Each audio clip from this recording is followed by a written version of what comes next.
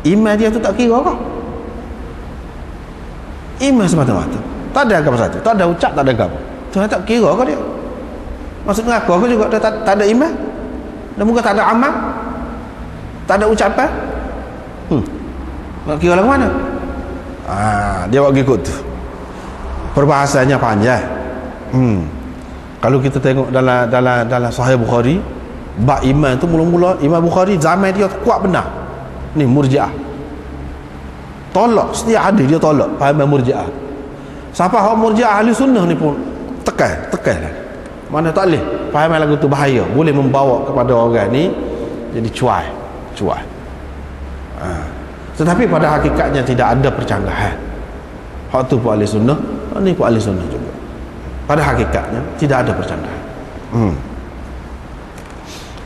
Itu perkara yang pertama. Perkara yang kedua, Imam Ahmad tak terima sebab dia ni berpahaman irja'. Lepas tu dia seru orang, dakwah orang kepada pahaman dia. Ini salah satu kaedah lah ni. Kaedah mana kalau satu orang tu dia ahli bid'ah, lepas tu ahli bid'ah dia tu sampai kepada peringkat kufur. Sampai kepada peringkat kufur nak pula. Kalau dia seru orang kepada hak tu, tak boleh terima. Tak boleh terima. Boleh jadi tak sampai kepada kufur, tapi boleh membawa kepada kufur. Boleh jadi tak sampai ke situ. Ataupun rengai lagi ahli bid'ah. Kalau dia suruh orang kepada bid'ah dia, tak boleh. Tak boleh terima dah. Ulama hadis tak boleh terima dah riwayat dia tu. Tapi kalau dia sekat dia saja, faham dia gitu saja, boleh kira dah.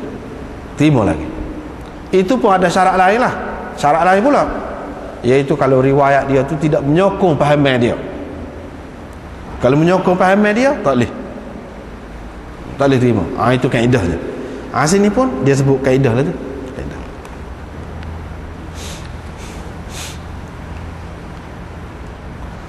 Lepas tu ada yang mengatakan dia ni bertaubat dah, dia ni gitu-gini, tak apalah. Kemudian kebanyakan ulamanya dia kata kalau ulama-ulama hadis ni terima masuk dalam kitab dia ni, dia kata Murji'ah tu Murji'ah ahli sunnah. Sebab kita kata tak adil. Kalau lah dia ni dikatakan irja' pun ahli sunnah. Kalau dia dakwah pun dakwah kepada fahaman lagu tu. Tetapi oleh kerana umum, istilah tu umum, dia pakai umum, jadi setengah-setengah orang yang tak faham tu dia kata fahaman Murji'ah pun ada dalam kitab-kitab ahli sunnah. Murji'ah lagu tu, sebab kita cerita tadi, lagu tu pun diterima juga. Tak ada. Kena bukti dulu. Murji'ah mana? Kalau Murji'ah lagu tu tak ada terima. Kecuali dalam keadaan dia tidak tahu, boleh jadi. Kalau selagi dia tahu, dia tak akan terima kalau lagu tu. Bahaya Murji'ah ni. Kalau berleluasa, bahaya. Sebab apa? Misalnya kita katakan tempat kita ni kan terbendung kan. Sebab apa? Kita pegang cara ahli sunnah. Tak boleh cara lain. Faedahnya apa? Misalnya kalau berlakon, dapat kena berlakon jadi Fir'aun pun buat apanya? Katalah saya gini sebab Fir'aun kata. Apa? Kalau dia nikah anak dia pun tak ada apa. Kalau nikah anak dia pun bukan berlakon. Gua main-main, bukan hati kata, doa hati tak kata, tidak rela hati, tidak sengaja dapat kata. Lepas tu kalau berlaku jadi orang kafir pun tak apa juga, semua tu pekun, bukan perbuatan zahir tidak menjejaskan iman apa-apa. Itu bahaya. Nikah dengan orang kafir pun tak apa juga, orang kafir orang Islam nak nikah dengan orang kafir tak apa, moga tak nak jadi masalah. Hak tu hak zahir berlaku, tu tak kira, tu kira atas hati. Main waktu saja bahaya. Tak boleh pergi kan lagu tu. Dan pahaman yang seperti ini banyak ada di luar-luar negeri. Walaupun tidak secara kumpulan, atas nama kumpulan, tetapi diamalkan di mana-mana oleh orang-orang Islam. Ada yang mengakui Islam tu, ada yang mengamalkan begitu. Dia kira tak apa berlaku. Semua patung pun bukan semua sungguh dapat kau berlakon. Kita kata misalnya tak boleh kita ahli sunnah tak boleh. Itu pentingnya kalau kata iman itu dia qaul, tasdiq bil qalb, qaul bil lisan, amal bil jawarih. Tiga-tiga ni penting, tak boleh pisah, tak boleh main-main. Tak boleh main-main. Itu pentingnya. Baru kita nampak faedah dia. Kejap, kemah.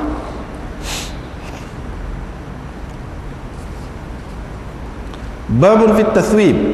Ini bab tentang taswib. Taswib ni ada beberapa makna. Ada beberapa makna. Asal maknanya taswib ni sawaba yusawwibu taswiban, daripada sawb lah.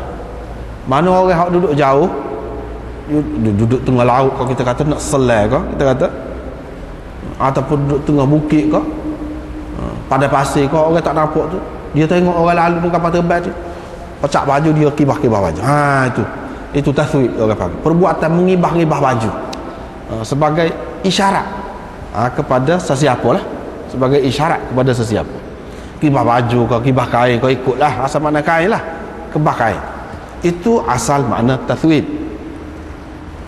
Kemudian taswib di sini dengan makna mengulangi, menyebutkan sesuatu yang telah disebut.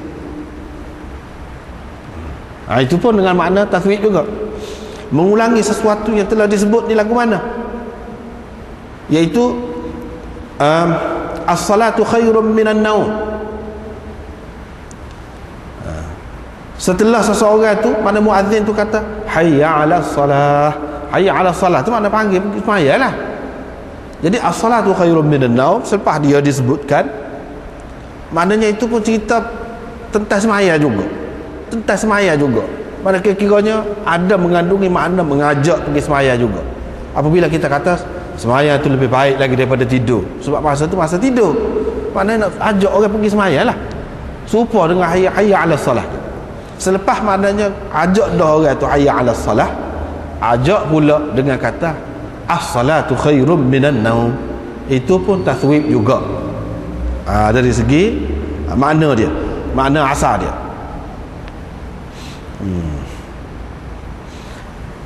Taswib juga bermakna iqamat. Iqamat. Mana selepas ban tu pun ajak orang semaya dah. Lepas tu nak sembahyang ni qamat pula. Qamat tu sendiri, itu orang panggil taswib. Mana ulangi semula, mengajak orang. Yang ni untuk suatu perkara. Tadi ajak dah untuk sembahyang, ajak pula. Itu taswib juga orang panggil.